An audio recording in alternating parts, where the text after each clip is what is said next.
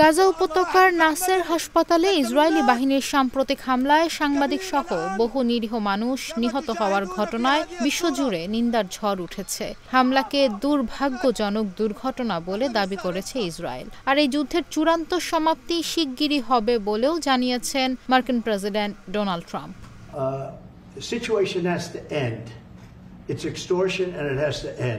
দীর্ঘ ২২ মাস ধরে ইসরায়েলের সামরিক অভিযান চলমান গাজা উপত্যকায় হামাস নির্মূলের লক্ষ্যে হাসপাতাল, স্কুল, এমনকি গণমাধ্যম কর্মীদেরও লক্ষ্যবস্তুতে পরিণত করা হয়েছে। সোমবার রাতে খান ইউনিসের নাসের হাসপাতালে চালানো হয় দুটি ধারাবাহিক বিমান হামলা। এতে ৫ জন সাংবাদিক সহ প্রাণ হারান অন্তত ২০ জন।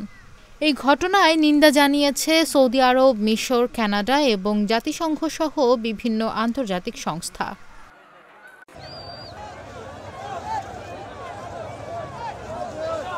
আন্তর্জাতিক চাপের মুখে ইসরায়েলি প্রধানমন্ত্রী বেনিয়ামিন নেতানিয়াহু এক বিবৃতিতে দুঃখ প্রকাশ করে বলেন, হামাসকে পরাজিত করা এবং জিম্মিদের ফেরত আনাই তাদের লক্ষ্য। সাংবাদিক, স্বাস্থ্যকর্মী এবং বেসামরিক নাগরিকদের জীবনের মূল্যায়ন করে তেল আবিব।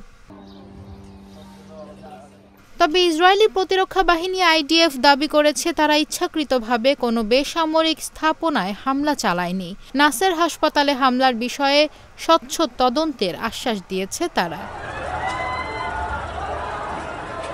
এদিকে হোয়াইট হাউসে দেওয়া এক বক্তব্যে মার্কিন প্রেসিডেন্ট ডোনাল্ড ট্রাম্প জানান, তিনি নাসের হাসপাতালে হামলার বিষয়ে আগে অবগত ছিলেন না।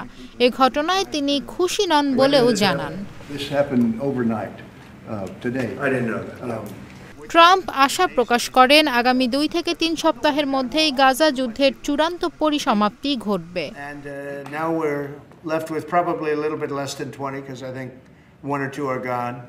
এদিকে জাতিসংঘ জানিয়েছে খাদ্য সংকটে গাজায় আরও অন্তত ১১ জন ফিলিস্তিনি অনাহারে প্রাণ হারিয়েছেন।